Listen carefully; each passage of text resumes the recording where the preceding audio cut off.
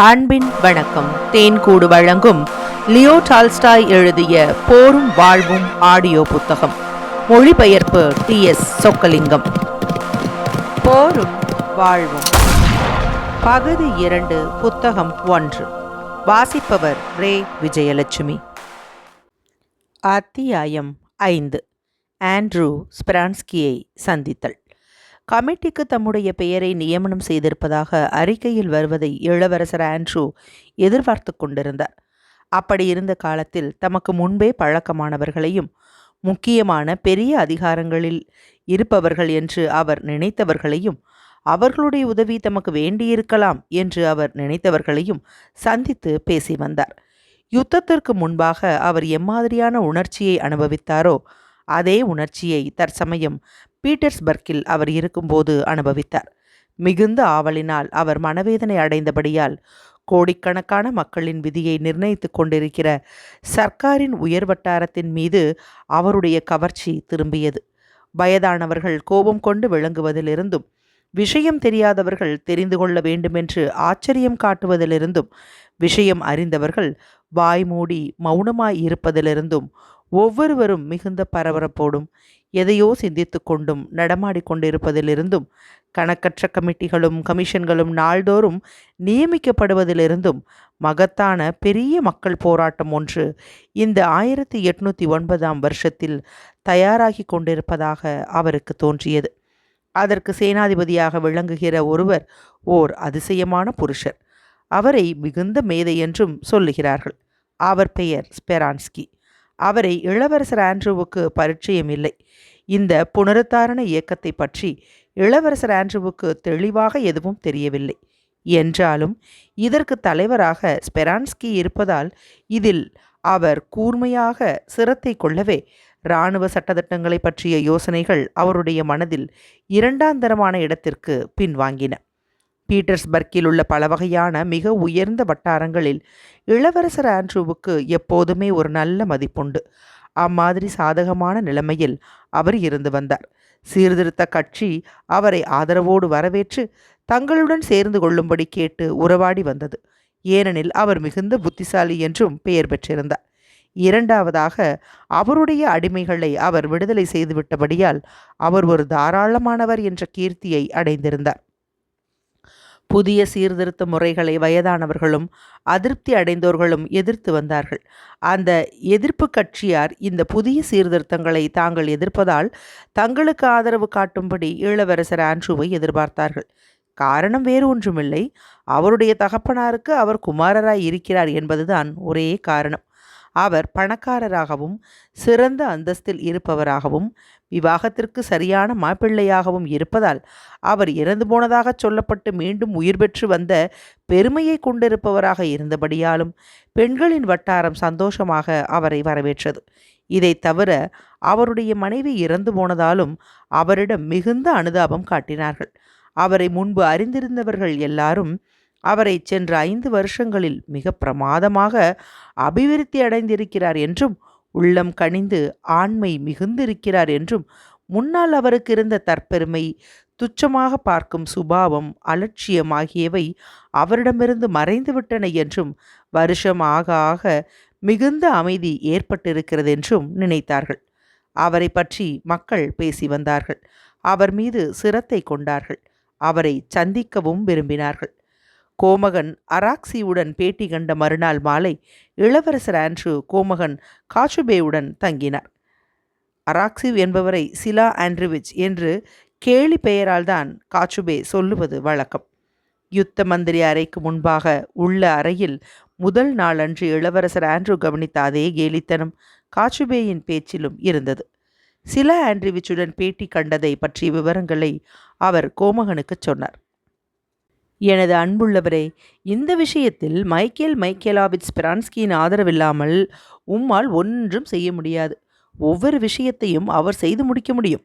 நான் அவரிடம் பேசுகிறேன். இன்று மாலை அவர் இங்கே வருவதாக சொல்லியிருக்கிறார். இராணுவ சட்டத்திட்டங்களை பற்றி ஸ்பிரான்ஸ்கி என்ன செய்வதற்கு இருக்கிறார் என்று இளவரசர் ஆண்ட்ரூ கேட்டார். புன்னகையோடு காச்சுவே தமது தலையை ஆட்டினார். பொல்கான்ஸ்கியின் வெள்ளை மனதைக் கண்டு அவர் ஆச்சரியப்படுகிறவரைப் போல அந்த புன்சிரிப்பு காட்டியது. சில தினங்களுக்கு முன்னால் உம்முடைய விடுதலை செய்யப்பட்ட விவசாயிகளை பற்றி நாம் அவரிடம் பேசினோம் என்று காச்சுபே தொடர்ந்து சொன்னார். ஓ, உமது அடிமைகளை விடுவித்தவர் நீர்தானா இளவரசே என்று கேத்ரின் காலத்து வயோதிகர் ஒருவர் இகழ்ச்சியோடு புல்கான்ஸ்கியிடம் திரும்பி கேட்டார். அது ஒரு சிறிய எஸ்டேட், அதிலிருந்து எவ்விதமான லாபமும் கிடையாது என்று இளவரசர் ஆண்ட்ரூ அந்த வயோதிகரை கோபமூட்ட வேண்டாம் என்று நினைப்போது தமது காரியத்திற்கு சமாதானம் கூறுகிறவரைப் போலச் சொன்னார். எனக்கு நேரமாகிவிட்டது என்று காச்சுபேவை பார்த்து அந்த வயோதிகர் சொன்னார். எனக்கு புரியாத விஷயம் ஒன்று இருக்கிறது என்று அவர் தொடர்ந்து சொன்னார். நீரவர்களை சுதந்திரமாகிவிட்டால் நிலத்தை யார் உழுவார்கள்? சட்டங்கள் எழுதுவது சுலபம், ஆனால் ஆட்சி புரிவது கஷ்டம். கோமகனே, நான் உம்மை ஒன்று கேட்கிறேன். இப்பொழுது இதை போலவே தான் எல்லாருமே பரீட்சைகளில் தேர வேண்டுமானால் இலாக்காக்களுக்கு தலைவர்களாக இருப்பது யார்? யார் இருப்பது? காச்சுபே தமது கால்களை ஒன்றின் மேல் ஒன்று போட்டு சுற்றிலும் நோட்டமிட்டுவிட்டு, பரீட்சையில் தேறுபவர்களே தலைவர்களாக இருப்பார்கள் என்று நான் நினைக்கிறேன் என்றார். நல்லது. பிரியாநிச்னிகாவ் என்பவர் என்னிடம் வேலையில் இருக்கிறார். அவர் ஒரு சிலாக்கியமான மனிதர், விலை மதிக்க முடியாத மனிதர். அவருக்கு 60 வயதாகிவிட்டது.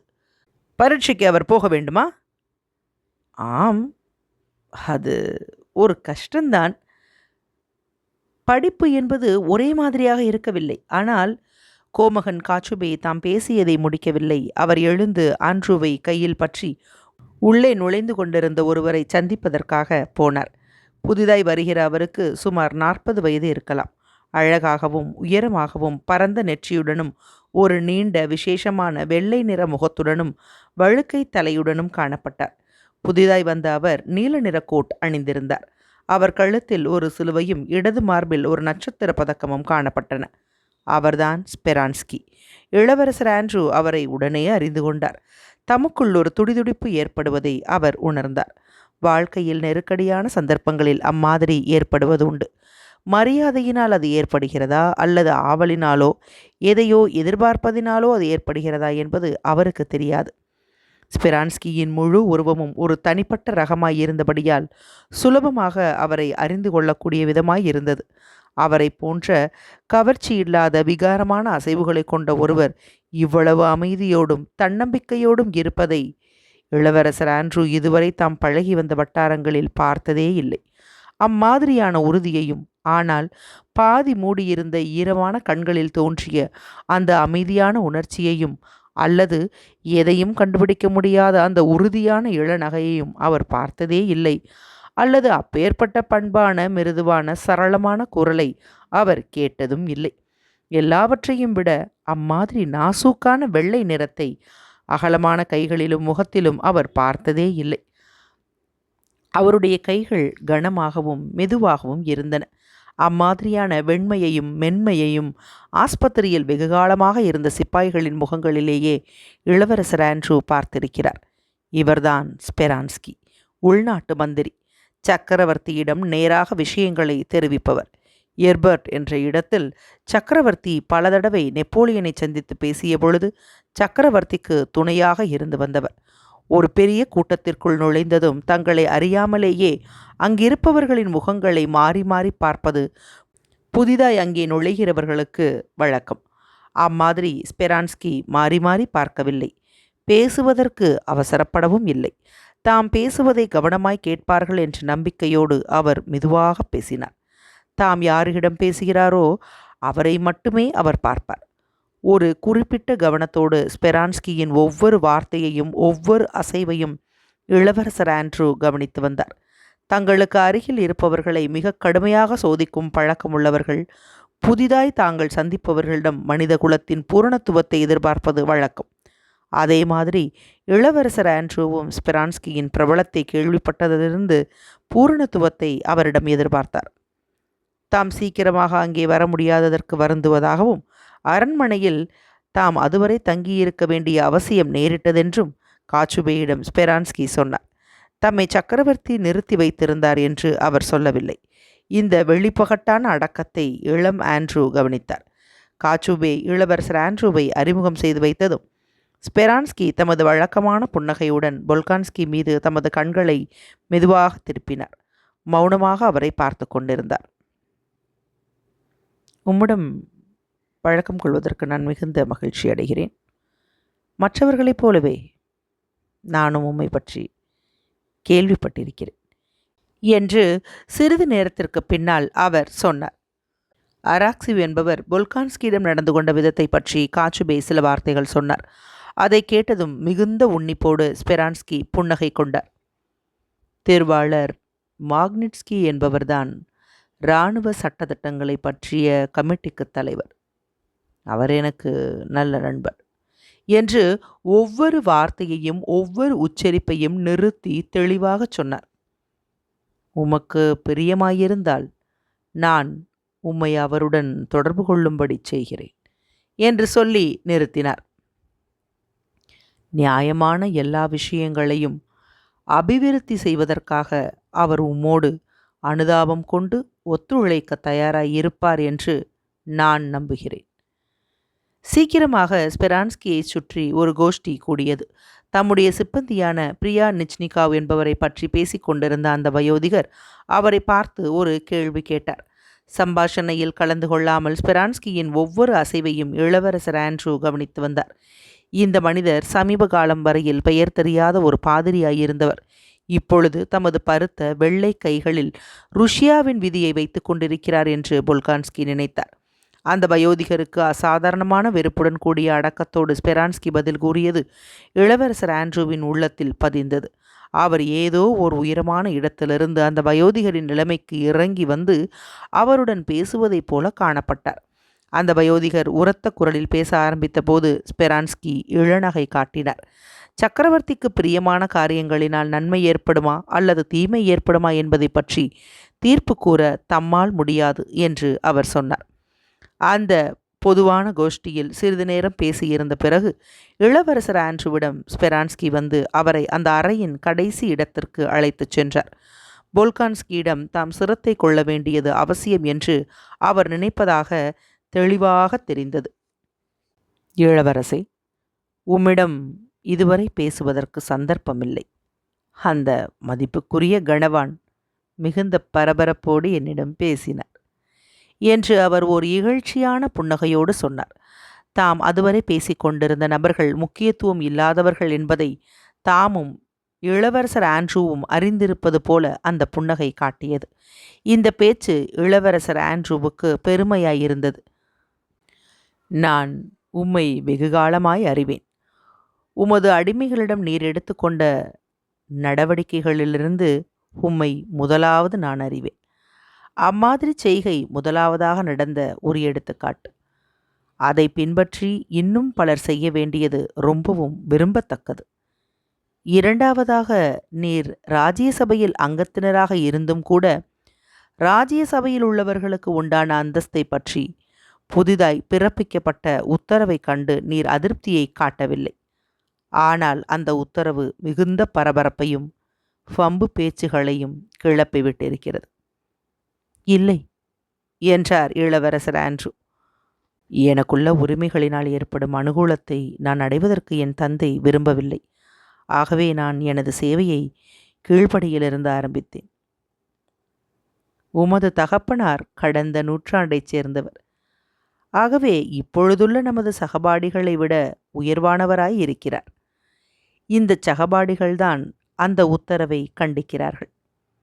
இயற்கையான நியாயத்தை மீண்டும் ஸ்தாபிப்பது ஒன்றையே அந்த உத்தரவு செய்கிறது.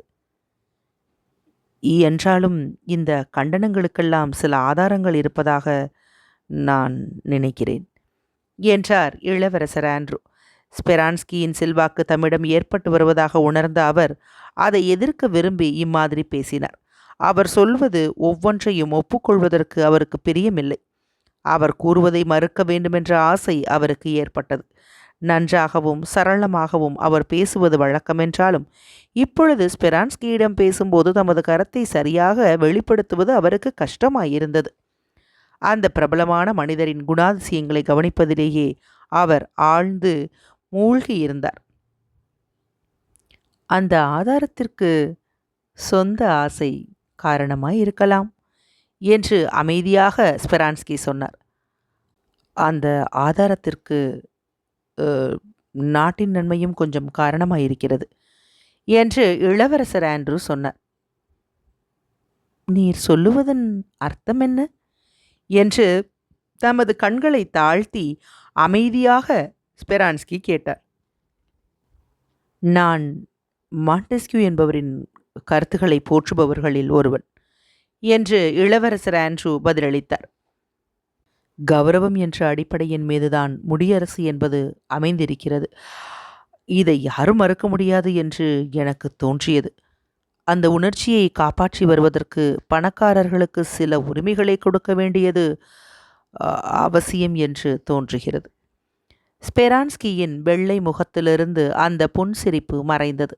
அந்த முகம் இப்பொழுது மிக நன்றாயிருந்தது. இளவரசர் ஆண்ட்ரூவின் கருத்துகளில் அவருக்கு ஒருவேளை சிரத்தை ஏற்பட்டிருக்கலாம்.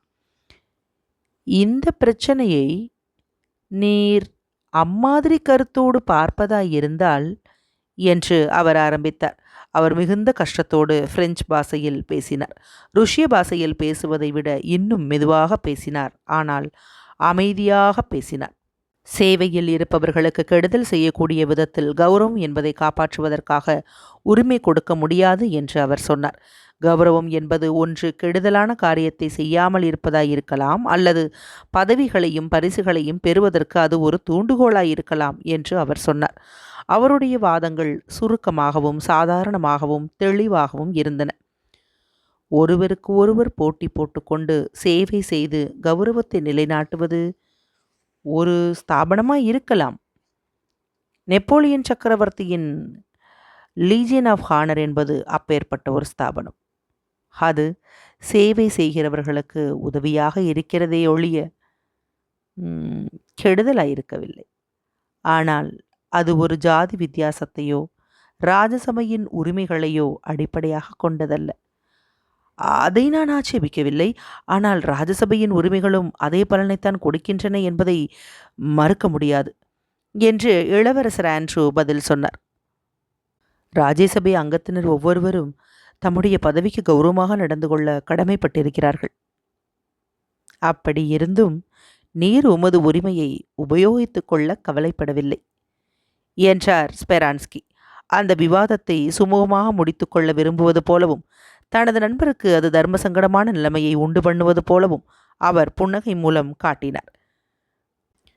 புதன்கிழமை அன்று நீர் என்னை பார்க்க வருவதற்கு தயவு காட்டினால் மாக்னிட்ஸ்கியுடன் நான் பேசிய பின்பு உமக்கு சிரத்தையுள்ள விஷயத்தை பற்றிய விவரங்களை நான் சொல்லுகிறேன். அச்சமயம் உம்முடன் நீண்ட நேரம் பேசக்கூடிய மகிழ்ச்சியும் எனக்கு கிடைக்கும். தமது கண்களை மூடி பிரெஞ்சு மோஸ்தாரில் தலை தாழ்த்தி வாயினால் எதுவும் பேசாமல் தம்மை யாரும் அதிகமாய் கவனிக்க முடியாத விதத்தில் அந்த அறையை விட்டு வெளியே போனார். அத்தியாயம் 5 நிறைவுற்றது. அத்தியாயம் 6. சட்ட விதிகள் கமிட்டியில் ஆண்ட்ரூ. இளவரசர் ஆண்ட்ரூ தனித்திருந்து வாழ்ந்த காலத்தில் அவர் மனதில் சில சிந்தனைகள் உருவாகியிருந்தன.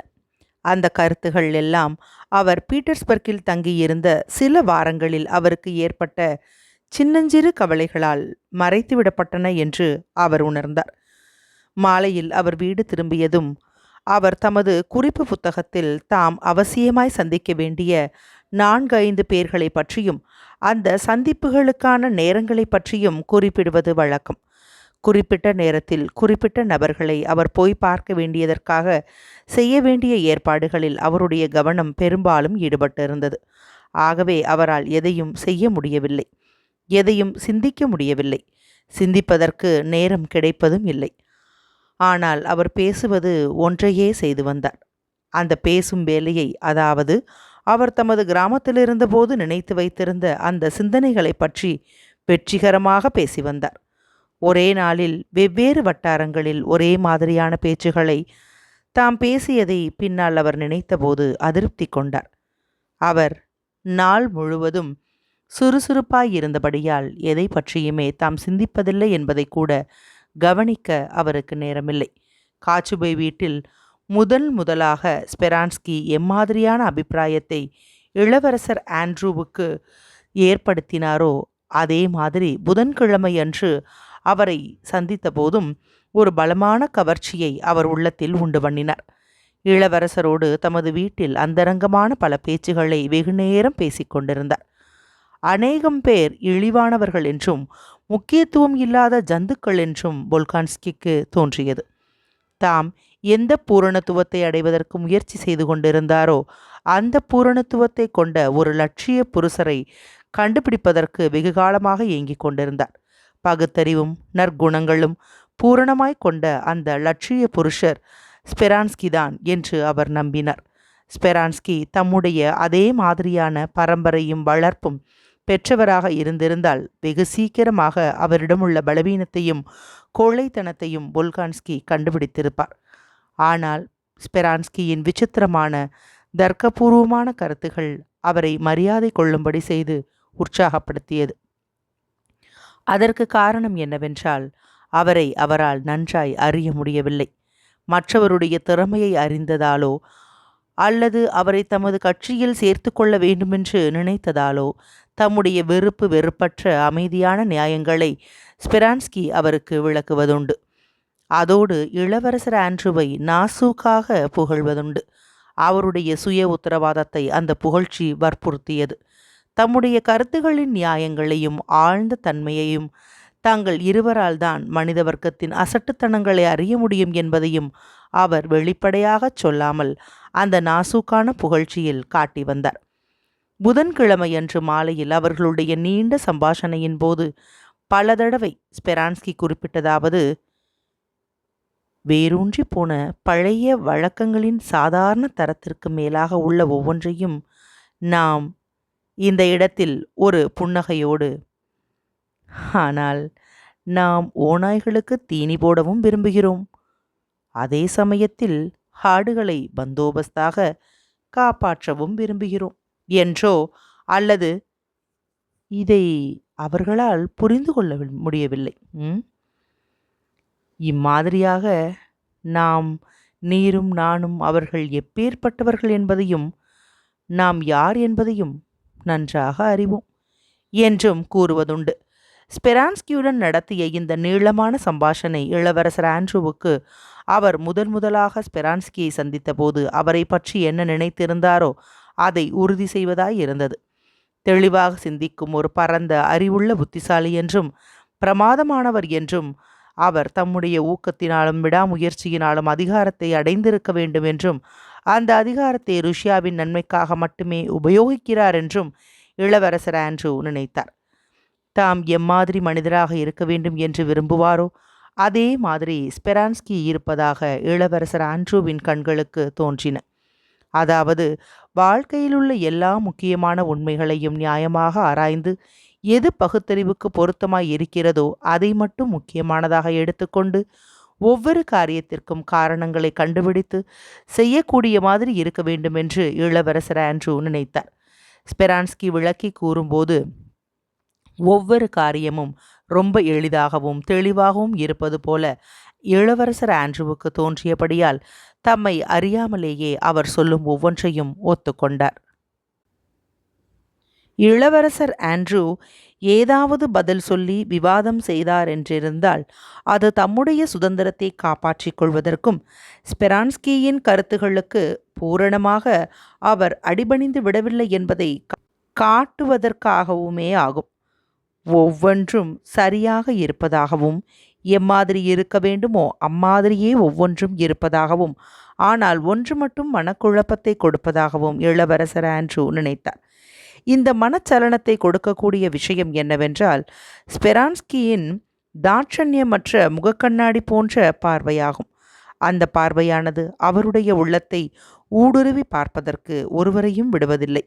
மற்றொன்று அவருடைய மென்மையான வெள்ளை கைகளாகும்.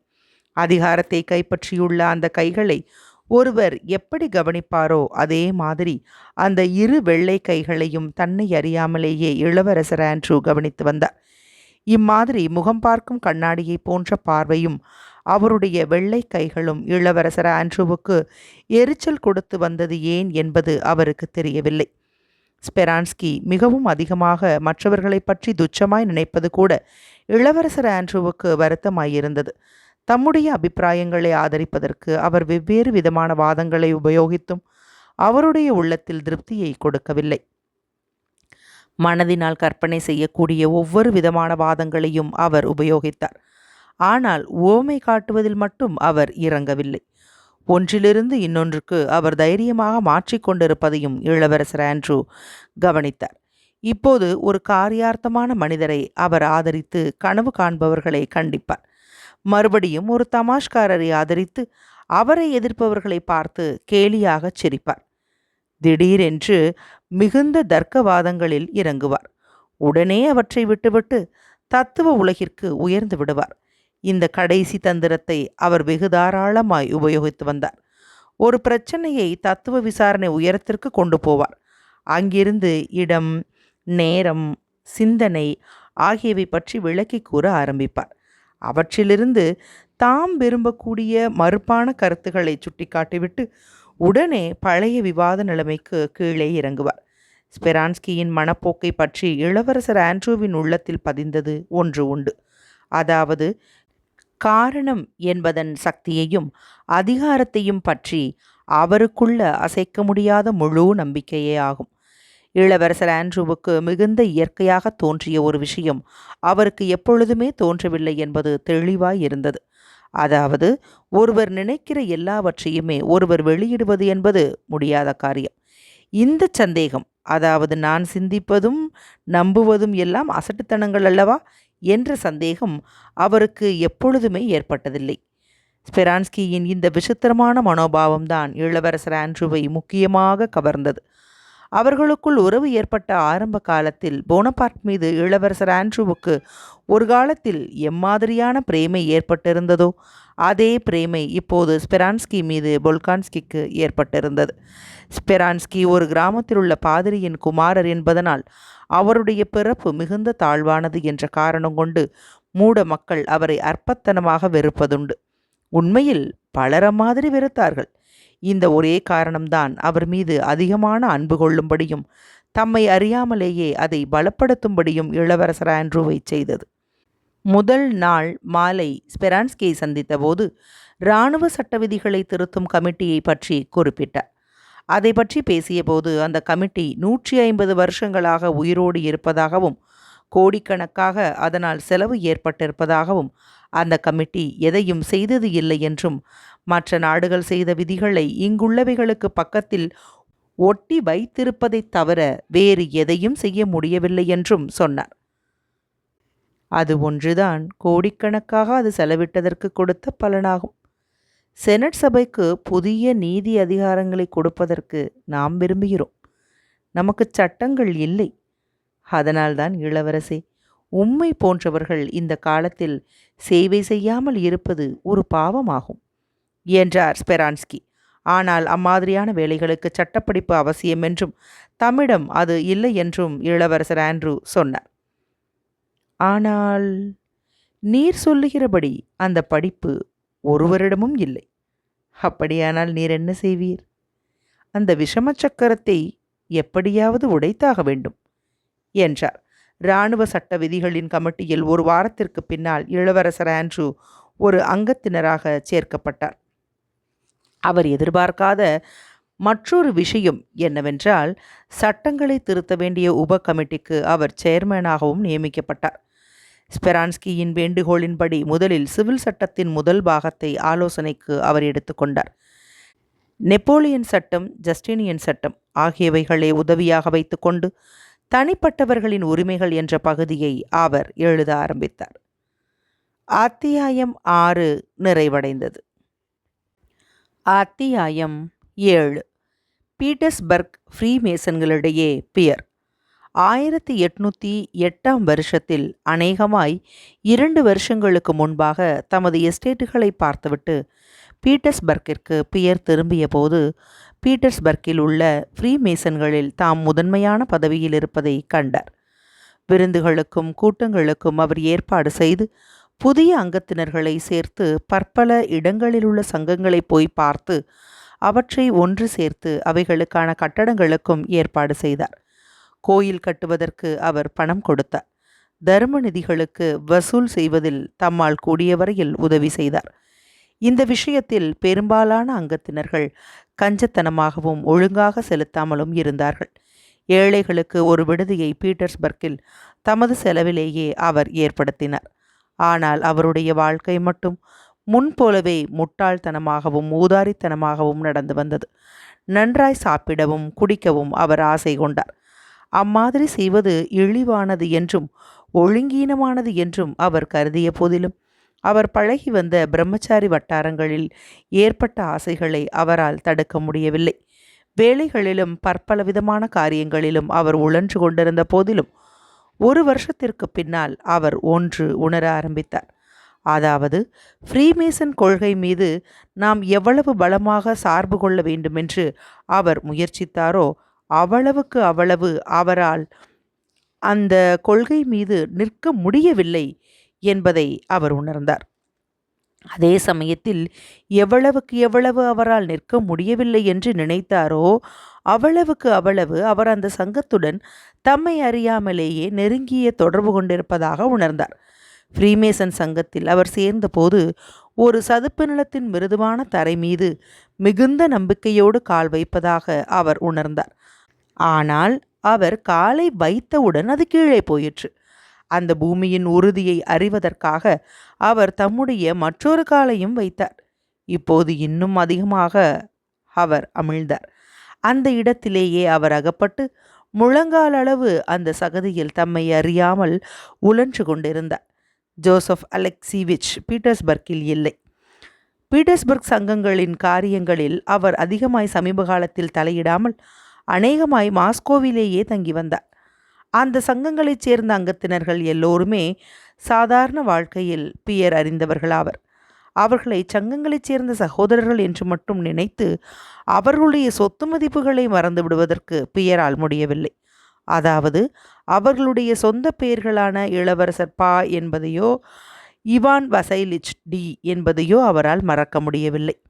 அவர் அறிந்த அந்த பேர் வழிகள் உயர் வட்டாரங்களில் மிகுந்த பலவீனம் உள்ளவர்கள் ஆகவும் முக்கியத்துவம் இல்லாதவர்கள் ஆகவும் இருந்தார்கள் என்பதையும் அவர் அறிவார். அந்த ஃப்ரீமேசன் ஆடைகளுக்கும் அடையாளங்களுக்கும் அடியில் வாழ்க்கையில் அவர்கள் விரும்பக்கூடிய யூனிஃபாரங்களையும் விருதுகளையும் அவர் மனக்கண் முன் கண்டார். தர்மநிதிக்காக அவர் வசூல் செய்த பின்பு எண்ணி பார்க்கும்போது 25 30 ரூபில்கள் வரை சேர்ந்திருக்கும். அநேகமாக அந்த வசூலில் தங்களுடைய கொடைகளை வாக்குறுதிகளாகவே கொடுப்பார்கள். அம்மாதிரி வாக்குறுதி கொடுப்பவர்கள் 1 டஜன் பேருக்கு மேல் இருப்பார்கள். அவர்களில் பாதி பேர் தம்மை போலவே பணம் கொடுக்கக்கூடிய நிலைமையில் இருப்பதை பியர் கவனித்தார். தமக்குள்ளவைகளை எல்லாம் அண்டை அயலாருக்கு கொடுக்க வேண்டுமென்று ஒவ்வொரு ஃப்ரீமேசன் சகோதரரும் வாக்குறுதி கொடுத்திருப்பதை அவர் நினைவு கூர்ந்தார். ஆகவே அவருடைய உள்ளத்தில் சந்தேகம் கிளம்பியது. ஆனால் இந்த சந்தேகத்தின் மீது அவர் மேற்கொண்டு வியாக்கியானம் செய்யாமல் இருக்க அவர் முயற்சித்தார். தமது சங்கத்தின் சகோதரர்களை 4 பிரிவுகளாக அவர் பிரித்தார். முதலாவது பிரிவினர் சங்கத்தின் காரியங்களிலோ அல்லது மனித சமூகத்தின் காரியங்களிலோ தீவிரமாக கலந்து கொள்ளாமல் அந்த வேதாந்த விஞ்ஞானத்தில் மட்டும் பூரணமாக கவனம் செலுத்தி கொண்டிருப்பவர்கள். அந்த விஞ்ஞானத்தில் கடவுளுக்கு 3 குணங்கள் இருப்பதாக சொல்லப்படுகிறது. அதாவது கந்தகம், பாதரசம், உப்பு ஆகிய 3 மூலப் பொருட்களை பற்றியும் அல்லது சாலமன் கோயிலில் உள்ள பற்பல விதமான உருவங்களை பற்றியும் ஆராய்ந்து கொண்டிருப்பார்கள். இந்த கூட்டத்தில் முக்கியமாக வயோதிகர்களே சேர்ந்திருப்பார்கள். ஜோசப் அலெக்சிவிச்சும் இதைச் சேர்ந்தவர் என்று பியர் நினைத்தார். இந்த சகோதரர் கூட்டத்திடம் அவர் மரியாதை காட்டினார். ஆனால் அவர்களுடைய இந்த ஆராய்ச்சியில் அவருக்கு சிரத்தை இல்லை. ஃப்ரீமேசன் சங்கத்தின் வேதாந்த பிரிவில் அவர் மனம் நாடவில்லை. 2வது பிரிவில் தாமும் தம்மை போன்றவர்களும் இருப்பதாக அவர் நினைத்தார். ஃப்ரீமேசன் சங்கத்தின் நேரான எல்லாவற்றையும் உட்கொண்டதான ஒரு வழியை கண்டுபிடிக்கவும், கண்டுபிடிக்க முடியாமல் திண்டாடுவதும், கண்டுபிடிக்கலாம் என்ற நம்பிக்கை கொண்டும் இருக்கக்கூடிய அந்த கூட்டம்தான் 2வது கூட்டம். 3வது கூட்டத்தில் அந்த சங்கத்தை சேர்ந்த பெரும்பாலானோரை சேர்த்தார். அந்த பெரும்பாலானோருக்கு ஃப்ரீமேசன் கொள்கையை பற்றி ஏதுவும் அக்கறை கிடையாது. அவர்களுக்கு ஃப்ரீமேசன் சடங்குகள், வெளித்தோற்றங்கள் போன்றவைகளில் சிரத்தை உண்டு. அந்த சடங்குகள், வெளித்தோற்றங்கள் ஆகியவைகளின் நோக்கத்தையோ முக்கியத்துவத்தையோ பற்றி கவலைப்படாமல் அவற்றை கண்டிப்பாக பின்பற்ற வேண்டும் என்று அவர்கள் நினைப்பார்கள். அம்மாதிரி கூட்டத்தில்தான் பில்லார்ஸ்கியும் கிராண்ட் மாஸ்டரும் கூட இருப்பதாக அவர் நினைத்தார். கடைசியாக 4வது கூட்டத்தில் பலர் இருந்தார்கள். அவர்கள் முக்கியமாக சமீபத்தில் சேர்ந்தவர்கள். அவர்களுக்கு எந்த விஷயத்திலும் நம்பிக்கை கிடையாது என்றும் எதிலும் ஆசை கிடையாது என்றும் பணக்கார இளைஞர்களோடு கலந்திருப்பதற்காகவே அவர்கள் ஃப்ரீமேசன்களில் சேர்ந்தார்கள் என்றும் அந்த உறவை கொண்டு தம்முடைய பதவிகளையும் தொடர்புகளையும் பலப்படுத்தி கொள்ளலாம் என்றும் அவர்கள் நினைத்ததாக அவருக்கு தோன்றியது. தாம் என்ன செய்து கொண்டிருக்கிறார் என்பதை நினைத்ததும் பியருக்கு அதிருப்தி ஏற்பட்டது. இங்கே அவர் பார்த்து வந்த ஃப்ரீமேசன் என்பது வெளிக்காரியங்களை அடிப்படையாக கொண்டவை என்று சில தடவை பியருக்கு தோன்றியது. ஃப்ரீமேசன் கொள்கையை பற்றி அவருக்கு சந்தேகமில்லை. ஆனால் அந்த ருஷ்ய ஃப்ரீமேசன் சங்கம் ஆதி கொள்கைகளிலிருந்து பிரிந்து ஒரு தவறான வழியில் போய்க் கொண்டிருப்பதாக அவர் சந்தேகப்பட்டார். ஆகவே அந்த ஃப்ரீமேசன் சங்கத்தின் உயர் வட்டாரங்களில் இரகசியங்களை அறிந்து கொள்வதற்காக அந்த வருஷ கடைசியில் அவர் வெளிநாடு சென்றார். 1809ஆம் வருஷம் வசந்த காலத்தில் பீட்டர்ஸ்பர்க்கிற்கு பியர் திரும்பினார். வெளிநாடுகளில் பெசூகாவிற்கு மிகுந்த உயர் பதவியில் உள்ளவர்களின் நம்பிக்கை கிடைத்திருக்கிறது என்றும் பல இரகசியங்களில் அவர்கள் பங்கெடுத்து கொள்ளும்படி செய்யப்பட்டிருக்கிறார்கள் என்றும் ஃப்ரீமேசன் சங்கத்தில் அவர் உயர் பதவிக்கு உயர்த்தப்பட்டிருக்கிறார் என்றும் ருஷ்யாவிலுள்ள ஃப்ரீமேசன் கொள்கையை பலப்படுத்துவதற்கு சாதகமாக அவர் சில யோசனைகளை கொண்டு வருகிறார் என்றும் இங்குள்ள ஃப்ரீமேசன்கள் கடிதங்கள் மூலமாக அறிந்து கொண்டார்கள்.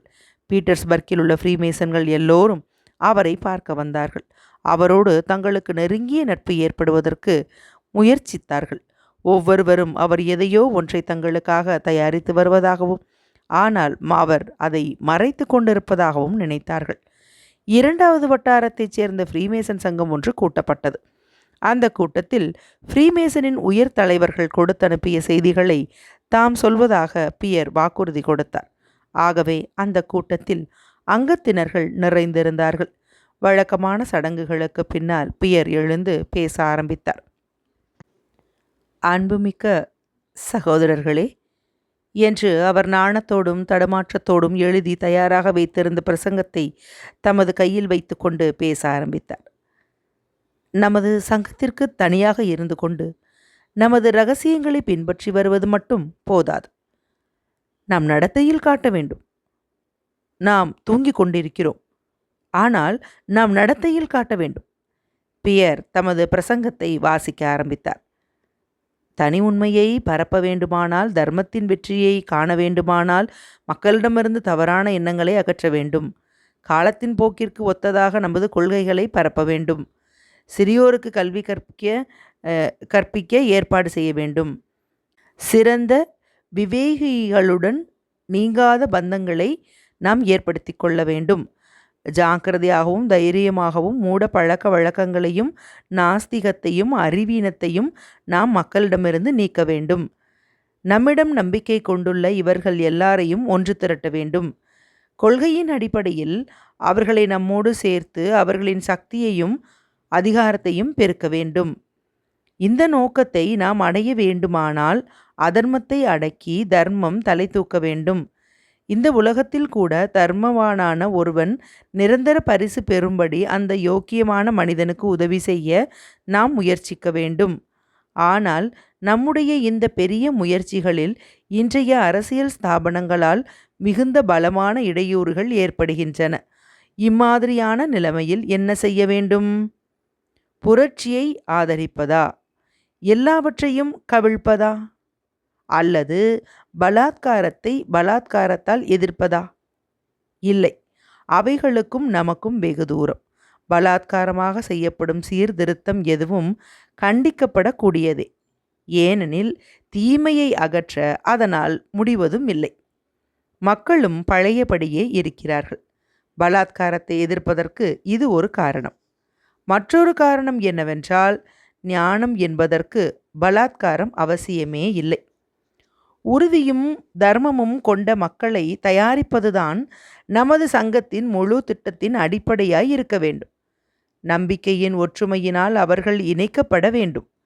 அறிவீனத்தையும் அதர்மத்தையும் தண்டித்து தர்மத்தையும் புத்திசாலித்தனத்தையும் ஆதரிப்பதாக அவர்களின் கொள்கை இருக்க வேண்டும். சாதாரண நிலையிலிருந்து தகுதியானவர்களாக மக்களை உயர்த்தி அவர்களை நமது சங்கத்தில் சேர்த்து கொள்ள வேண்டும். அப்படி செய்தால்தான் அமைதியை குலைக்கிறவர்களின் கைகளை படோடோபம் இல்லாமல் நாம் கட்டி அவர்கள் அறியாமல் அவர்கள் மீது ஆதிக்கம் செலுத்துவதற்கு நமது சங்கத்திற்கு சக்தி ஏற்படும். ஒரு வார்த்தையில் சொல்லுவதாயிருந்தால், சர்வ நாடுகளையும் ஆட்டி வைக்கக்கூடிய ஒரு தினுசான சர்க்காரை நாம் ஏற்படுத்த வேண்டும். தற்சமயம் உள்ள பிரஜைகளின் பந்தங்களை தகர்த்து விடாமல் நாம் நமது செய்தியை பரப்ப வேண்டும். இப்பொழுதுள்ள சர்க்கார்கள் நம்முடைய மகத்தான நோக்கத்தில் தலையிடாமல் வழக்கமாக அவர்கள் செய்யும் காரியங்களை செய்து கொண்டு போகலாம். நமது அந்த மகத்தான நோக்கம் என்னவென்றால், தீங்குகளை தோற்கடித்து வெல்லக்கூடிய தர்மமே ஆகும். கிறிஸ்துவ கொள்கையின் நோக்கமே இதுதான். உயர்ந்த விவேகிகளை பின்பற்றி அவர்கள் சொல்லுகிற யோசனைப்படி நடக்க வேண்டியது தங்களுடைய நன்மைக்கே அவசியம் என்றும், அப்படி செய்யும்படி விவேகிகளாகவும் நல்லவர்களாகவும் இருக்க வேண்டும் என்றும் அது மக்களுக்கு போதிக்கிறது. எல்லாமே இருளில் மூழ்கி கிடந்த அந்த காலத்தில் உபதேசம் செய்வது ஒன்று மட்டுமே போதுமானதாய் இருந்தது. உண்மையின் மகத்துவம் அதற்கு விசேஷ பலத்தை கொடுத்தது. ஆனால் இப்பொழுது நமக்கு மிகவும் அதிகமான சக்தி வாய்ந்த முறைகள் வேண்டும். புலன்களினால் ஆளப்படும் மனிதன் தர்மத்தை கடைபிடிப்பதால் ஒரு இனிமையை அந்த புலன்கள் அனுபவிக்க கூடியதாய் இருக்கிறது என்று அறியும்படி செய்ய வேண்டியது இப்பொழுது அவசியம். ஆசைகளை ஒழித்து விடுவது சாத்தியமில்லை. ஆனால் ஒரு கண்ணியமான நோக்கத்தை அடையும் அவற்றை திருப்பி விடுவதற்கு நாம் முயற்சிக்க வேண்டும். ஆகவே ஒவ்வொருவரும் தர்மத்தின் எல்லைகளுக்கு உட்பட்டு தங்களுடைய ஆசைகளை பூர்த்தி செய்ய வேண்டியது இப்பொழுது அவசியம். அதை அடைவதற்கு வேண்டிய உதவிகளை நமது சங்கம் கொடுக்க வேண்டும். ஒவ்வொரு ராஜ்யத்திலும் தகுதியான மக்கள் குறிப்பிட்ட அளவு சேர்ந்ததும் அவர்கள் ஒவ்வொருவரும் ஆளுக்கு 2 பேர் வீதம் பயிற்சி கொடுத்து தயாராக்க வேண்டும். அவர்கள் எல்லாருமே நெருங்கி சேர்ந்து ஒற்றுமையாய்விட்டால் எந்த காரியத்தை செய்வதற்கும் நமது சங்கத்தால் சாத்தியமாய் இருக்கும். மனித சமூகத்தின் நன்மைக்காக நமது சங்கம் ஏற்கனவே இரகசியமாய் எவ்வளவோ செய்திருக்கிறது. இந்த பிரசங்கம் மனதில் பலமான உணர்ச்சி ஏற்படுத்தியதோடு அந்த சங்கத்தில் பரபரப்பையும் உண்டு பண்ணிய சகோதர அங்கத்தினர்களில் பெரும்பாலானோர் இந்த பிரசங்கத்தில் தங்களுக்கு விசேஷமாக ஞானோதயம் ஏற்பட்டுவிட்டதால் சொல்லக்கூடிய ஞானோதய கட்சியின் ஆபத்தான சூழ்ச்சிகள் இருப்பதாக நினைத்தார்கள். ஆகவே அதை பற்றி உற்சாகமில்லாமல் பேசினார்கள். பியருக்கு இது ஆச்சரியமாய் இருந்ததும் கிராண்ட் மாஸ்டர் அவருக்கு பதில் சொல்ல ஆரம்பித்தார். பியர் தமது கருத்துக்களை மேலும் மேலும் ஆர்வத்தோடு வியாக்கியானம் செய்ய ஆரம்பித்தார். இம்மாதிரியான ஒரு பரபரப்பான பிரசங்க கூட்டம் சமீப காலத்தில் நடந்ததே இல்லை. பல கட்சிகளாக அங்கிருந்தவர்கள் பிரிந்தார்கள். ஞானோதய கட்சியை ஏற்படுத்த முயல்வதாக பியர் மீது சிலர் குறை கூறினார்கள். மற்றவர்கள் பியரை ஆதரித்தார்கள். மனிதர்களின் உள்ளங்கள் எல்லையற்ற விதங்களாக பிரிந்து நிற்பதையும் 2 பேர்கள் கூட சேர்ந்தாற்போல ஒரே விதமாக உண்மையை பார்க்க முடியாமல் அவை தடுத்து நிற்பதையும் இப்பொழுதுதான் முதல் தடவையாக அந்த கூட்டத்தில் பியர் அறிந்தார். அதை கண்டு அவர் ஆச்சரியம் கொண்டார். தம்மை ஆதரிக்கிற அங்கத்தினர்கள் கூட தாம் சொல்லியதை பற்றி தங்களுடைய சொந்த வழிகளிலேயே எடுத்துக்கொண்டார்கள். அதாவது இவர் ஒப்புக்கொள்ள முடியாத மாறுதல்களுடனும் அவர்களுடைய அறிவு திறமைக்கு ஏற்பதாகவும் அவர்கள் அறிந்து கொண்டாரோ அம்மாதிரியே தமது கருத்தை அவர்களுக்கு அறிவிக்க வேண்டும் என்பதுதான் அவர் எப்பொழுதும் விரும்பி வந்ததாகும். பெசுகாவின் தீவிரமான பேச்சுக்காக அவரை கேலியுடனும் சந்தேகத்துடனும் அந்த கூட்டத்தின் முடிவில் கிராண்ட் மாஸ்டர் அவரை கண்டித்தார். தர்மத்தின் மீதுள்ள ஆசையினால் மட்டும் அவர் அப்படி பேசவில்லை என்றும் விரோதத்தின் மீது அவருக்கு பியர் பதில் சொல்லவில்லை. தம்முடைய பிரேரணையை ஒப்புக்கொள்ளப் போகிறீர்களா என்று மட்டும் சுருக்கமாய் அவர் கேட்டார். ஒப்புக்கொள்ள முடியாது என்று அவருக்கு பதில் சொல்லப்பட்டது. இதை கேட்டதும் வழக்கமான சடங்குகளுக்காக அவர் காத்திருக்காமல் அந்த சங்கத்தை விட்டு புறப்பட்டு வீட்டிற்கு போனார். அத்தியாயம் 7 நிறைவுற்றது. அத்தியாயம் 8. பியர் ஹெலன் புனர்வாழ்வு. தாம் மிகவும் பயந்து வந்த அந்த மனச்சோர்வு பியரை மீண்டும் பற்றி கொண்டது. சங்கத்தில் அவர் பிரசங்கம் செய்ததற்கு பின்னால் 3 தினங்கள் தமது வீட்டில் ஒரு சோஃபா மீது படுத்திருந்தார்.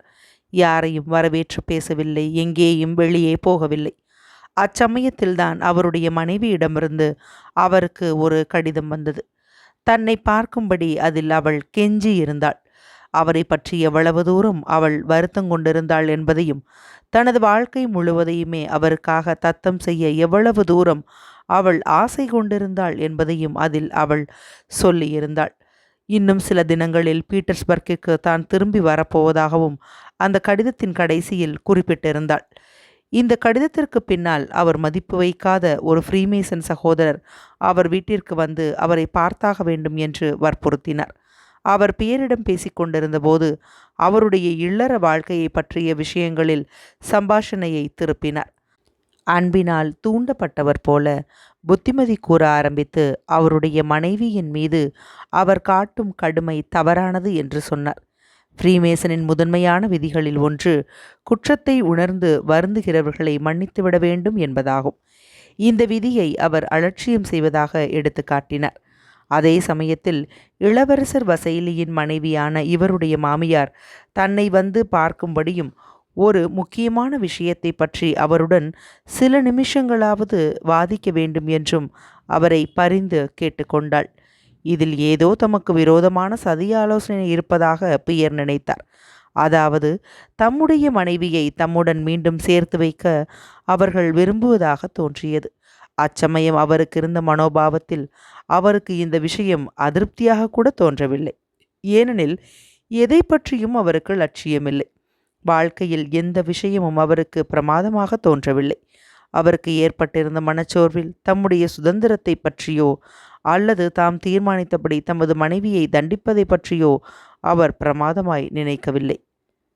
ஒருவர் சொல்லுவதும் சரியல்ல, ஒருவரையும் குறை கூற முடியாது, ஆகவே அவளையும் குறை கூற முடியாது என்று அவர் நினைத்தார். தம்முடைய மனைவியோடு சேர்ந்திருப்பதற்கு அவர் உடனே தமது சம்மதத்தை தெரிவிக்கவில்லை என்றால் அதற்கு ஒரே ஒரு காரணம்தான் உண்டு. அதாவது அச்சமயம் அவருக்கு இருந்த மனச்சோர்வில் அவரால் எந்த காரியத்தையும் செய்ய முடியவில்லை. அவருடைய மனைவி தானாக அங்கு வந்திருப்பாளானால் அவளை திரும்பி போகும்படி தாமாக அவர் கூறியிருக்க மாட்டார். அவர் மனதில் தோன்றியுள்ள சிந்தனைகளை பார்க்கும்போது அவர் தம்முடைய மனைவியுடன் வாழ்கிறாரா இல்லையா என்ற விஷயம் அவருக்கே அலட்சியமாகத்தானே தோன்றும். தமது மனைவிக்கோ மாமியாருக்கோ பதில் அனுப்பாமல் ஒரு நாள் இரவு வெகுநேரம் கழித்து ஜோசப் அலெக்சிவிச்சை பார்ப்பதற்காக பியர் மாஸ்கோவுக்கு பிரயாணமானார். அதை பற்றி அவர் தமது தினக்குறிப்பு புத்தகத்தில் பின்வருமாறு எழுதினார். மாஸ்கோ, நவம்பர் 17 எனது நன்மையாளரிடமிருந்து இப்பொழுதுதான் நான் திரும்பினேன். எனக்கு ஏற்பட்ட அனுபவங்களை பற்றி இதோ நான் எழுதுகிறேன். ஜோசப் அலெக்சிவிச் ஏழ்மையில் வாழ்ந்து கொண்டிருக்கிறார். கடந்த 3 வருடங்களாக மிகுந்த வேதனை கொடுக்கக்கூடிய மூத்தரப்பை வியாதியால் அவஸ்தைப்பட்டு கொண்டிருக்கிறார். ஆனால் அவர் அதை பற்றி ஒரு வார்த்தை கூட கேட்டதில்லை. தமது சாதாரணமான உணவை உண்ட நேரத்தை தவிர மற்றபடி காலையிலிருந்து இரவு வெகுநேரம் வரையில் அவர் விஞ்ஞானத்தை பற்றி வேலை செய்து கொண்டிருக்கிறார். என்னை கருணையோடு அவர் வரவேற்றார். படுத்திருந்த படுக்கையிலேயே என்னை உட்காரும்படி அவர் செய்தார். சங்கத்தின் குறிகளான கிழக்கத்திய வீரர்களின் குறிகளையும் ஜெருசலேத்தின் குறிகளையும் நான் காட்டினேன். அவரும் அதே மாதிரி எனக்கு காட்டினார். பிரஷ்யாவிலும் ஸ்காட்லாந்திலும் ஃப்ரீமேசன் சங்கங்களில் நான் கற்றுக்கொண்ட விஷயங்களை பற்றி மெல்லிய புன்னகையோடு அவர் விசாரித்தார். என்னால் எவ்வளவு நன்றாய் சொல்ல முடியுமோ அவ்வளவு தூரம் ஒவ்வொன்றையும் நான் சொன்னேன். பீட்டர்ஸ்பர்க் சங்கத்தில் நான் சொன்ன விஷயங்களை பற்றியும் நான் சொன்னேன்.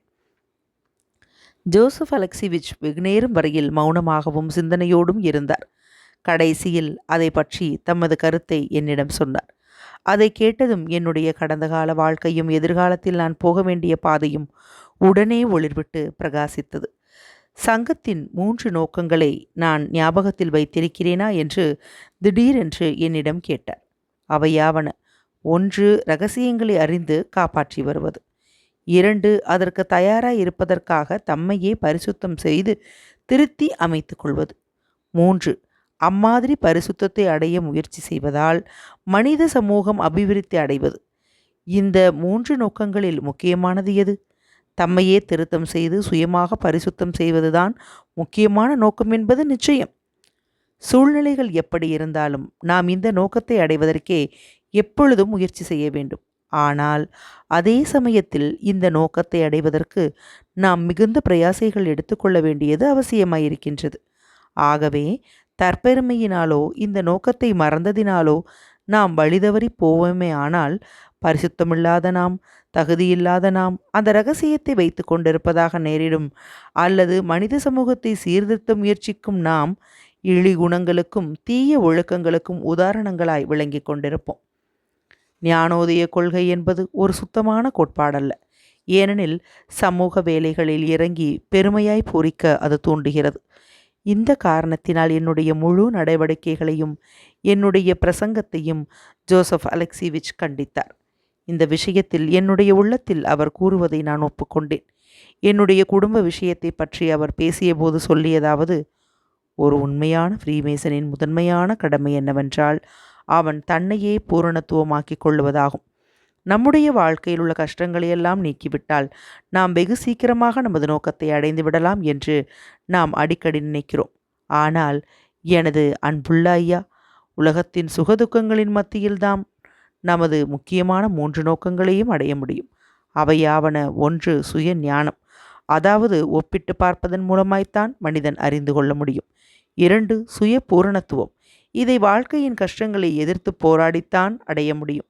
3, முக்கியமான தர்மத்தை அடைவது, அதாவது மரணத்தில் ஆசை.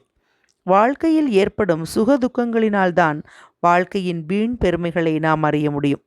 அப்பொழுதுதான் மரணத்தின் மீதுள்ள ஆசையை நாம் வளர்க்கவோ அல்லது மறுபிறப்பில் உள்ள ஆசையை வளர்க்கவோ முடியும். இந்த வார்த்தைகள் மிகவும் முக்கியமானவை. ஏனெனில் ஜோசப் அலெக்சிவிச் மிகுந்த உடல் வேதனைகளினால் அவஸ்தைப்பட்டு கொண்டிருந்த போதிலும், மரணத்தில் அவர் ஆசை கொண்டிருந்த போதிலும், தமது வாழ்க்கையில் எப்பொழுதும் அவர் சோர்வு கொண்டதில்லை. பரிசுத்தமும் உயரிய கொள்கைகளும் கொண்டுள்ள அவர் மரணத்தின் மீது ஆசை கொண்டுள்ளவராய் இருந்தாலும் இன்னும் அதற்கு போதுமானபடி அவர் தயாராகவில்லை என்று நினைக்கிறார். எனது நன்மையான படைப்பின் பெரிய சதுரத்தை பற்றிய கருத்தை முற்றிலும் எனக்கு விளக்கினார். 3, 7 என்ற இலக்கங்கள்தான் ஒவ்வொன்றுக்கும் அடிப்படையானவை என்று சுட்டிக்காட்டினார். பீட்டர்ஸ்பர்க் ஃப்ரீமேசன் சகோதரர்களுடன் உறவாடலை நிறுத்த வேண்டாம் என்றும் எனக்கு புத்திமதி கூறினார். சங்கத்தில் 2ஆதர பதவிகளையே வகிக்க வேண்டுமென்றும் சொன்னார். பெருமையிலிருந்து சகோதரர்களை திருப்பி சுய ஞானம், பூரணத்துவம் ஆகியவைகளை அடையக்கூடிய உண்மை பாதையில் அவர்களை திருப்ப முயற்சிக்க வேண்டும் என்றும் கூறினார். இதை தவிர என்னுடைய சொந்த விஷயமாக ஒரு புத்திமதியும் கூறினார். அதாவது என்னை பற்றி நானே ஜாக்கிரதையாக கவனித்து கொள்ள வேண்டும் என்று கூறி என்னிடம் ஒரு குறிப்பு புத்தகத்தை கொடுத்தார். அந்த புத்தகத்தில்தான் இதை நான் எழுதுகிறேன். இனி எதிர்காலத்திலும் என்னுடைய நடவடிக்கைகளையெல்லாம் இதில் நான் எழுதி வருவேன். பீட்டர்ஸ்பர்க், நவம்பர் 23ஆம் தேதி. நான் மீண்டும் எனது மனைவியோடு வாழ்ந்து வருகிறேன். எனது மாமியார் கண்ணீரோடு என்னிடம் வந்து, ஹெலன் இங்கேதான் இருக்கிறாள் என்றும் அவள் சொல்லுவதை கேட்கும்படி கெஞ்சுகிறாள் என்றும் கூறினாள். ஹெலன் குற்றமற்றவள் என்றும் அவளை நான் விலக்கி வைத்திருப்பதால் அவள் மிகுந்த துக்கமடைந்து இருக்கிறாள் என்றும் அவள் சொன்னாள். அவளை நான் நேரில் பார்த்துவிட்டால் அவள் கேட்பதை மறுப்பதற்கு எனக்கு தைரியம் இருக்காது என்பதை நான் அறிவேன். இந்த குழப்பத்தில் யாருடைய உதவியையோ அல்லது புத்திமதியையோ கேட்பது என்பது எனக்கு தெரியவில்லை. எனது நன்மையாளர் இங்கே இருப்பாரானால் நான் என்ன செய்ய வேண்டும் என்பதை அவர் சொல்லியிருப்பார். என்னுடைய அறைக்கு போய் ஜோசப் அலெக்சிவிச்சின் கடிதங்களை திரும்ப படித்தேன். அவருடன் நான் செய்த சம்பாஷணைகளை நினைத்து பார்த்தேன்.